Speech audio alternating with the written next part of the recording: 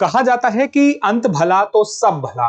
ये बात तो सही है, लेकिन शुरुआत भी कभी ना कभी तो अच्छी करनी ही पड़ेगी। यानी कि एक खिलाड़ी के तौर पर ही देखें तो आप पहले मैच में, दूसरे मैच में, तीसरे मैच में भले कम रन बना रहे हो, 0 पे आउट हो रहे हो, लेकिन एक बड़ी पारी खेलने के लिए एक शुरुआत तो करनी ही पड़ेगी। और यूपीएससी के मामले में देखें तो ऐसा ही है। आपको मेंस परीक्षा, इंटरव्यू परीक्षा और फाइनल रिजल्ट तक पहुंचना है तो आपको प्रारंभिक परीक्षा क्लियर तो करनी ही पड़ेगी। तो प्रारंभिक परीक्षा जो सबसे पहली चुनौती हो जाती है और कुछ लोगों के लिए सबसे बड़ी चुनौती है। यानी कि कई ऐसे विद्यार्थी हैं जो यूपीएससी में सेलेक्ट हो चुके हैं और उनसे जब मैंने सामने से पूछा कि प्रारंभिक परीक्षा, मुख्य परीक्षा, इंटरव्यू में आपके लिए सबसे महत्वपूर्ण या सबसे मुश्किल क्या था, तो उन्होंने कहा कि हमें प्रीलिम्स से डर लगता था। तो प्रीलिम्स डराता है, नो डाउट, लेकिन अगर आप शतरंज को भी देख लें तो शतरंज में ना गुस्सा या बहुत ज्यादा जोश की जरूरत नहीं है। अपने आप में एक प्रतिस्पर्धा भी है और एक लड़ाई भी है। और प्रतिस्पर्धा हो या लड़ाई, होश बहुत महत्वपूर्ण है, रणनीति बहुत महत्वपूर्ण है। और आपकी यूपीएससी प्रारंभिक परीक्षा की रणनीति क्या हो, इस मामले में आपको यह भी समझना होगा कि आपको क्या क्या करना चाहिए, क्या क्या नहीं करना चाहिए। उसमें से एक काम आपको यह करना चाहिए कि आपको पता होना चाहिए कि यूपीएससी में जो प्रीलिम्स में जीएस पेपर 1 में सवाल पूछे जा रहे हैं उनका ट्रेंड क्या है। आमतौर पर जब लोग पूछते हैं कि ये बताइए क्या पढ़ना है क्या नहीं पढ़ना है, तो लोग कह देते हैं कि नहीं नहीं मॉडर्न इंडिया पढ़ लो, मिडाविल छोड़ दोगे काम चल जाएगा, ये सब्जेक्ट पढ़ लो, इसके ये टॉपिक पढ़ लो, काम चल जाएगा। तो कैसे बता रहे हैं? वो ट्रेंड के आधार पर ही बता रहे हैं। ट्रेंड यूपीएससी का क्या कहता है, यूपीएससी ने किस तरह से सवाल पूछे, कहां से ज्यादा पूछे, कहां से कम पूछे, वो पूरा एनालिसिस आपके पास होना चाहिए। अगर आप यूपीएससी परीक्षा की तैयारी कर रहे हैं, इस बार परीक्षा देने वाले हैं, अगले बार परीक्षा देने वाले हैं, उसके बाद परीक्षा देने वाले हैं, ये एनालिसिस आपके लिए महत्वपूर्ण रहने वाला है। आप जब भी यूपीएससी का एग्जाम दें ये काम आएगा ही आएगा, क्योंकि सबसे पहले युद्ध जीतना जरूरी नहीं है, युद्ध के मैदान को समझना जरूरी है और वही काम आपको करना है। तो ट्रेंड एनालिसिस में क्या होगा, हम ये समझेंगे कि बीते 8 सालों में कहां सब्जेक्ट से कितने सवाल आए और उसके बाद ये देखेंगे कि कहां सवाल ज्यादा हो रहे हैं, कहां सवाल कम हो रहे हैं, कहां सवालों की संख्या लगभग बराबर चल रही है, कहां पे बहुत ड्रास्टिक चेंज देखने को मिला है। चलिए इसको इस तरह से समझते हैं।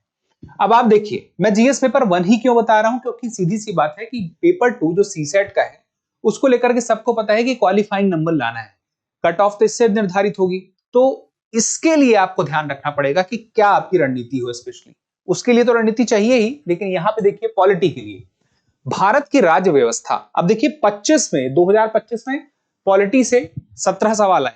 सर पॉलिटी नहीं होता, वो इंडियन पॉलिटी है। तो इंडियन पॉलिटी से 17 सवाल, 24 में 19, 23 में 15, 22 में 12, 21 में 17, 20 में 18 और फिर उसके बाद आप देखें तो 19 में 13 और 18 में 12।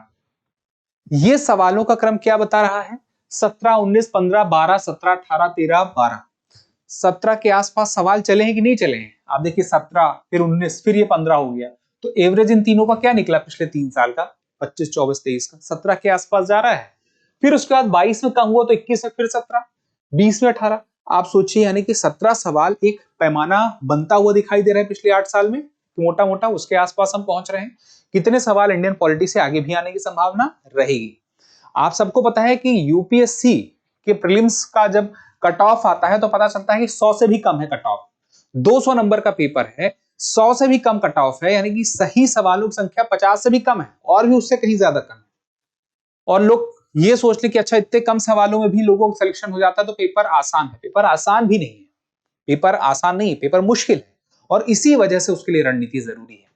तो आपको पॉलिटी पे ध्यान रखना है, ये बात समझ में आती है। फिर इकोनॉमी में देखें, 13 सवाल, 14 सवाल, 17 सवाल, 17 सवाल, 15 सवाल, 15 सवाल, 15 सवाल, 10 सवाल। 10 से नीचे सवाल क्या इकोनॉमी में गए? नहीं गए। यहां पे 15 से ऊपर गए, 2 बार गए, 17, 17।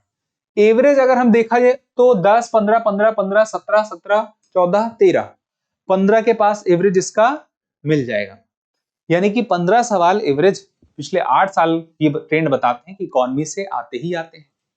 फिर उसके बाद भूगोल के देखें तो भूगोल 2 हिस्सों में बांट के, आमतौर पर जब भूगोल के कुल सवालों की संख्या बताएंगे तो लगेगा अरे भूगोल से तो बड़े सवाल आ रहे हैं, लेकिन भूगोल में इंडियन और वर्ल्ड में हमें अंतर भी करना है।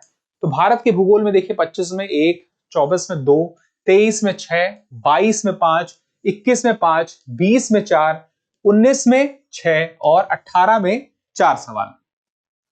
अब यहां पे इंडियन ज्योग्राफी में तो कम है, लेकिन वर्ल्ड ज्योग्राफी में ज्यादा है। 13 सवाल विश्व के भूगोल से 25 में आए, 24 में 15 सवाल, 23 में 8 सवाल, 22 में 7 सवाल, 21 में 6, 20 में 6, 19 में 3 और 18 में 6। ऐसा पूरे 8 साल के इतिहास में एक बार दिखाई देता है 19 में, जब भारत के भूगोल से ज्यादा सवाल आए और विश्व के भूगोल से कम सवाल आए। तो इसमें ये जो इतना साफ अंतर समझ में आता है, तो आप अपनी जब भी तैयारी करेंगे तो उसमें आप ध्यान रखेंगे कि वेटेज कहां से पढ़ाई को देना है, रिवीजन ज्यादा कहां से कर लेना है, कहां पे आपको ज्यादा महत्व दे देना है, वो सब आइडिया आपको लगता है, यही वेटेज। आगे चल के हम अगले वीडियो में ना और डिटेल में भी जाने वाले हैं। अभी के लिए पहले पूरे सब्जेक्ट को समझ लीजिए प्रीलिम्स के कि ट्रेंड क्या कह रहा है जीएस पेपर 1 के लिए, है ना। तो ये स्पष्ट रहे, जीएस पेपर 1 का है। अब भारत के भूगोल के लिए आप ट्रेंड देखें तो 13, 15, 8, 7, 6, 6, 6, पहले तो कम जा रहा था, लेकिन 22 में 7 के बाद बढ़ता है। 21 से इनफैक्ट आप देखिए 20 से 21 में 6 है, फिर 22 में 7, 23 में 8, 24 में 15, फिर 13, यानी कि ये इकाई से दहाई तक पहुंच चुका है पिछले 2 सालों में। यानी कि वर्ल्ड ज्योग्राफी को आप देखिए, इंटरनेशनल रिलेशन भी आप पढ़ते हैं यूपीएससी की तैयारी में, तो उसके साथ साथ आपको विश्व का भूगोल भी समझ में आना चाहिए। दोनों आपस में काफी जुड़े हुए हैं। इन्वायरमेंट पढ़ते हैं तो उसके साथ विश्व का भूगोल समझ में आना चाहिए। तो विश्व का भूगोल अपने आप में एक समझ विकसित करने के लिए तो महत्वपूर्ण है, भारत का भूगोल भी है। लेकिन अब दहाई पे जो नंबर जाते हुए दिख रहे हैं, तो पूरी संभावना है कि दहाई में आगे भी रहेंगे। आगे क्या संभावना बन रही है वो भी देखना पड़ेगा, वो ग्राफ कहां जा रहा है। और इंडियन ज्योग्राफी में आप देखें तो 4, 6, 4, 5, 5, 6, पिछले 8 सालों में अगर 6 साल ऐसे हैं जहां पे 5 और 6 का एवरेज आसपास लगभग बन रहा है, और पिछले 2 साल में 1 और 2 है, तो यहां पे हम क्या कर लें, क्या हम उसी तरह से पिछले वाले की तरह कि हाँ 2 साल से इसके बढ़े हुए हैं तो इसके आगे भी बढ़ेंगे, और इसके 2 साल से कम है तो आगे भी कम होंगे। यहीं पे हमें अप्रोच अपनी समझ को बेहतर रखना होगा कि जहां पे हमें चैलेंज बढ़ाना है वहां बढ़ा लीजिए, कम नहीं करना है। तो ये मान के चलेंगे कि हाँ इंडियन ज्योग्राफी से 5-6 सवाल तो आ ही सकते हैं। फिर उसके बाद प्राचीन इतिहास में 2025 में 4 आए थे। अब आमतौर पर आप धारणा सुनिए, हिस्ट्री में प्राचीन, मध्यकालीन और आधुनिक। आमतौर पर लोग क्या कहते हैं, आधुनिक जो है मॉडर्न हिस्ट्री है उस पर ज्यादा ध्यान देना चाहिए। तो क्यों देना चाहिए देख लेते हैं। तो प्राचीन में 4 हैं, 24 में 2 हैं, 25 में 4 हैं, 24 में 2 हैं, 23 में 5, 22 में 2, फिर 21 में 2, फिर 20 में 4, फिर 19 में 3, फिर एक भी नहीं, 18 में आया ही नहीं। तो पिछले अगर हम 3-4 साल का एवरेज देखें तो 2 बार 2 आया और 5 और 4 आया, तो 2 से 5 के बीच में आएगा। उसके पीछे देखें तो 2, फिर 4, फिर 3। 5 से ऊपर क्या एक बार भी गया, अधिकतम एक बार गया है 5। 8 साल में एक बार 0 आया, एक बार 5 सवाल अधिकतम आए, और उसके बाद 2, 4, 3 यही चल रहा है।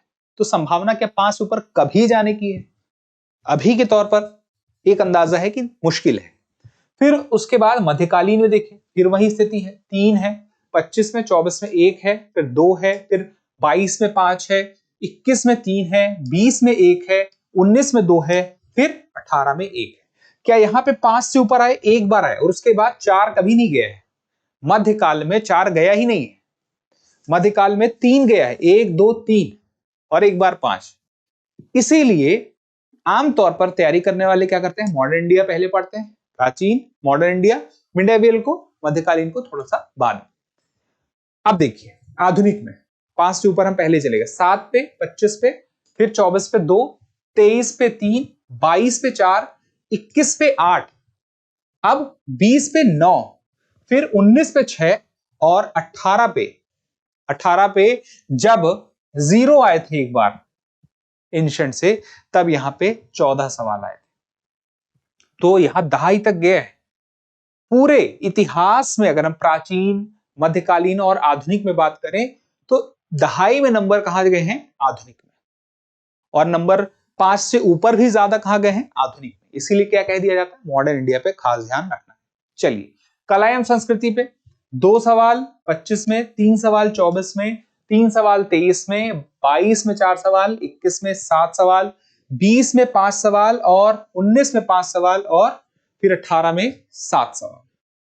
हम इसमें देखें तो आर्ट एंड कल्चर का वेटेज 2 3 3 4 फिर 7 5 5 7। अगर हम शुरू के 4 साल देखें 18 19 20 21 तो हमें 7 5 5 7 एक एवरेज अच्छा वेटेज दिख रहा है। बाद के 4 साल देखें तो 4 3 3 2।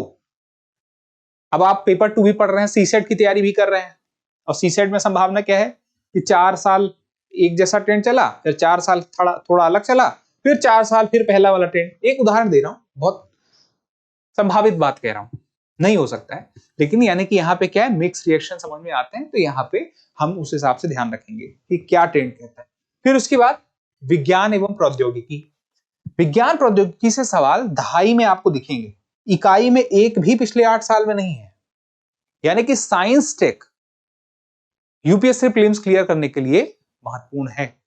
और 15 सवाल हैं 25 में, 24 में 11, 23 में 11, 22 में 13, 21 में 13, 20 में 15, 19 में 12, 18 में 10।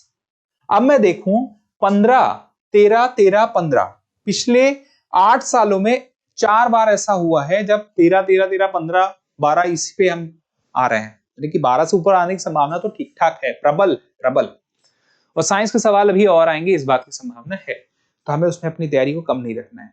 फिर उसके बाद पर्यावरण प्रौद्योगिकी देखिए, 10 सवाल 25 में, 24 में 12 सवाल, फिर 14 सवाल 23 में, फिर 16 सवाल 22 में, फिर 20 सवाल 21 में। दहाई में भी हम 20 तक पहुंच गए, 21 में 20 फॉर 20 में 13, और फिर उसके बाद 19 में हम देखते हैं 19 सवाल, फिर उसके बाद 18 में 11 सवाल। पर्यावरण के सवाल ऐसे रहे हैं कि कई रिजल्ट इस एक सब्जेक्ट में क्लियर करवा दिए हैं। तो पर्यावरण, भूगोल और पर्यावरण में देखिए भारी पड़ता है पर्यावरण, ठीक है, तो इसको लेना है वेटेज के साथ। अब करंट अफेयर देखिए, करंट अफेयर में जितने सवाल आपको दिख रहे हैं, जैसे आपको दिख रहा है 15 19 16, तो इन सवालों की संख्या दरअसल इससे ज्यादा है। क्यों है? क्योंकि ऊपर पॉलिटी, इकोनॉमी, ज्योग्राफी, इन्वायरमेंट, इन सब में, इनफैक्ट हिस्ट्री में भी कभी कभी जो सवाल आप देखेंगे वो करंट से रिलेट करके जिस तरह से पूछ लेता है, पता चलता है कि वो करंट में जो चीजें चर्चा में थी उसकी वजह से वो स्टैटिक में सवाल आया।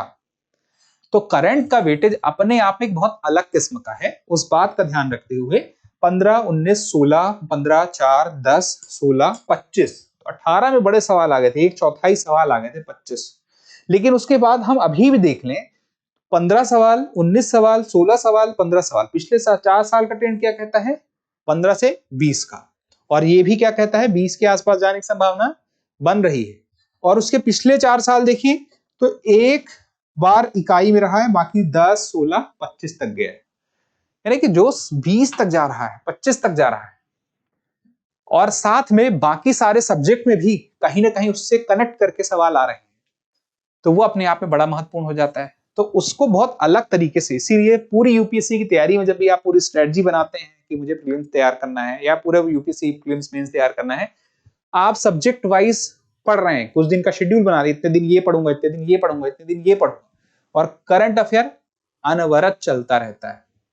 तो करंट अफेयर के इस नेचर को, एग्जाम के हिसाब से उसकी डिमांड को समझते हुए उसको महत्व भी उसी तरह से दिया जाना चाहिए। ये मैं नहीं कहता, ये यूपीएससी का ट्रेंड एनालिसिस कहता है, यूपीएससी में पूछे गए सवाल कहते हैं, ये सवाल यूपीएससी ने खुद पूछे और उसी के आधार पर ये डेटा एनालिसिस आपके सामने है। अब देखिए बात आती है, जब आप तैयारी करते हैं तो तैयारी में आपको अपने टारगेट पता होने चाहिए।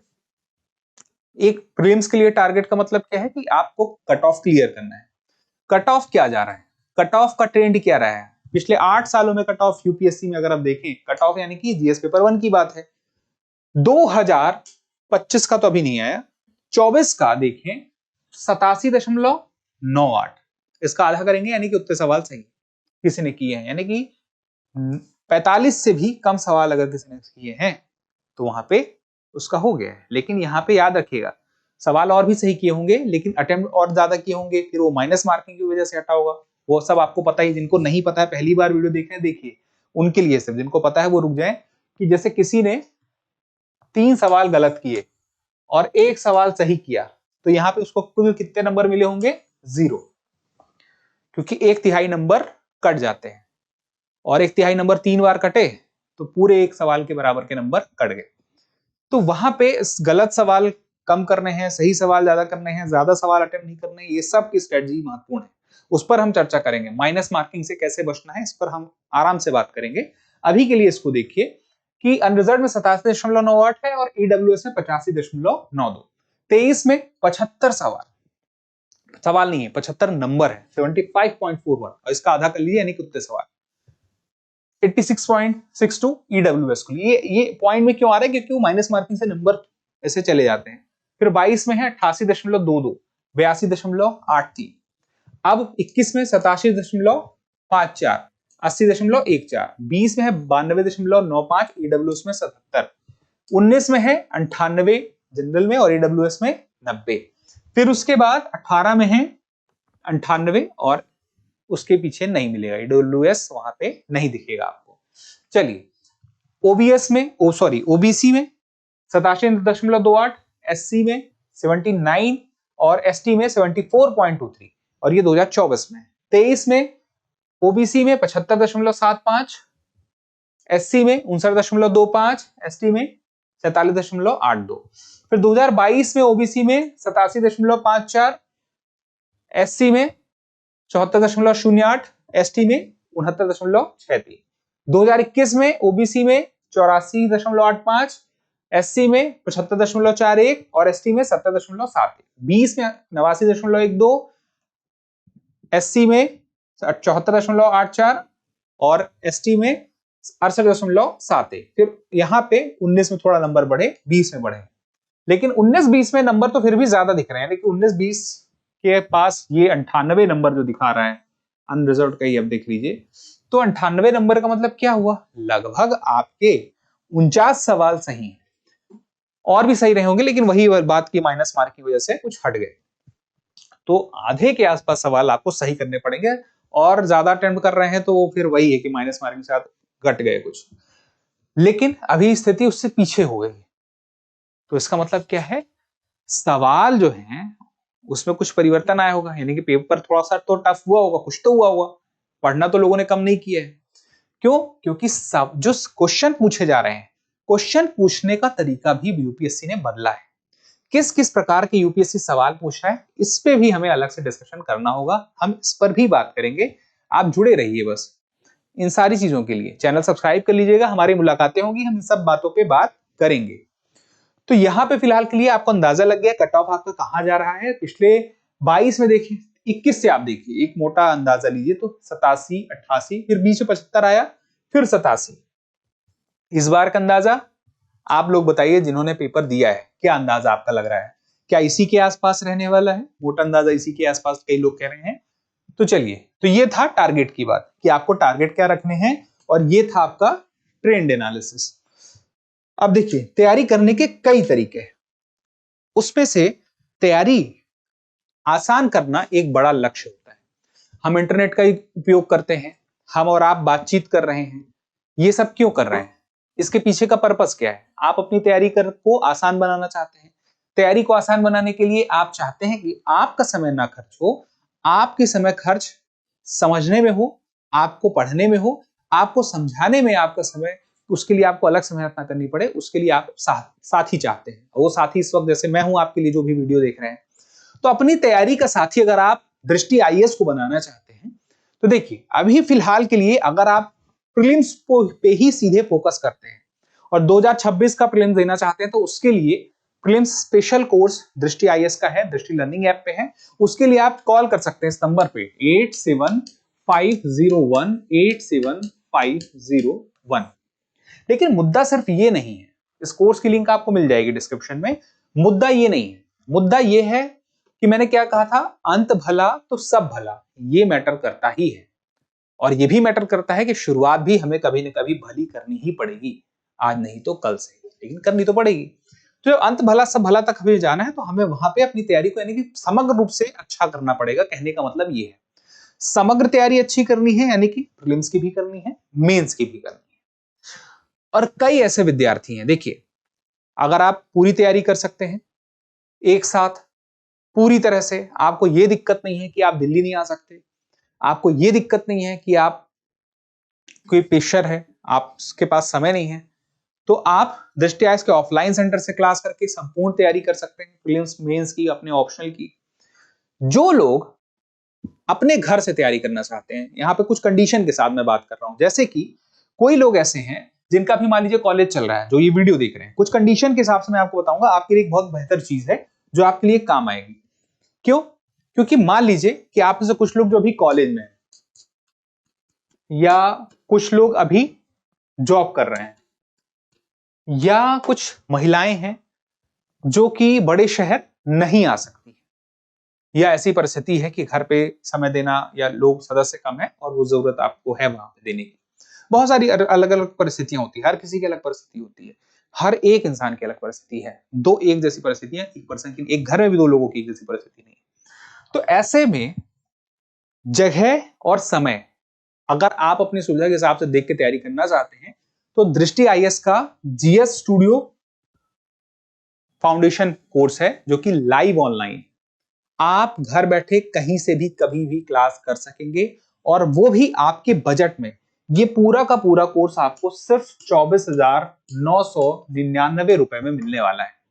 और 24,999 रुपए में यह जो कोर्स आपको मिलेगा, इसमें फीचर सिर्फ ये नहीं कि आपको क्लासेस मिलने वाली है, इसमें आपको स्टडी मटेरियल भी मिलने वाला है।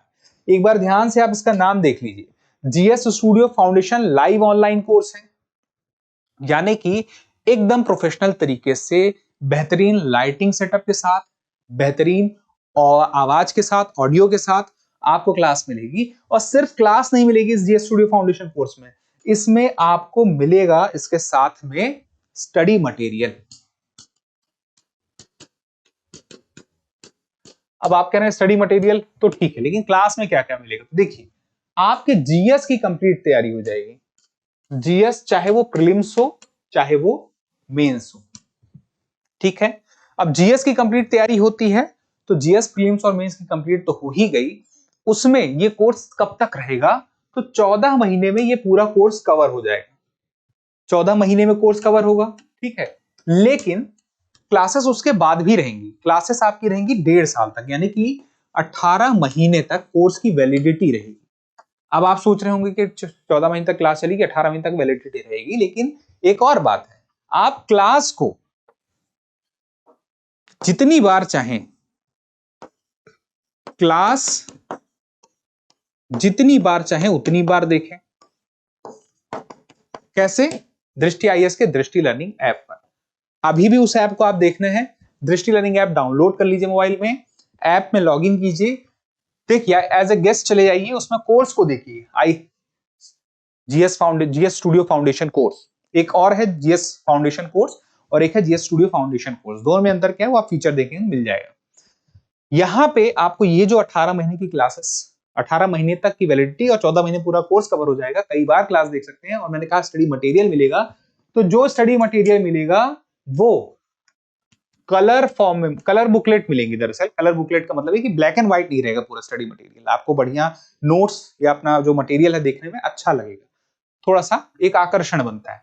उसके अलावा टेस्ट भी मिलेंगे, और टेस्ट सिर्फ प्रीलिम्स के नहीं होंगे, मेंस के भी होंगे, यानी कि आपको टेस्ट मिल रहे हैं प्रीलिम्स प्लस मेंस दोनों। लाइव चैट की सुविधा है, आप क्लास करते हैं तो कमेंट करके आप फैकल्टी से सवाल भी कर सकते हैं। इसके अलावा जो भी आपके डाउट है उसके सॉल्व करने के लिए और भी सुविधाएं उसमें रहेंगी। अब आपको और जानना है तो कोर्स की लिंक तो वैसे आपको डिस्क्रिप्शन में मिल जाएगी, लेकिन डिस्क्रिप्शन में आप जाकर लिंक देखिए, ऐप डाउनलोड कर लीजिए, लेकिन हमारे काउंसलर से बात करने के लिए इस नंबर पे कॉल कर लीजिए। ये आपको और विस्तार से और सही तरीके से या आपके मन में जो भी सवाल होंगे उससे बता देंगे। नंबर है 8750187501।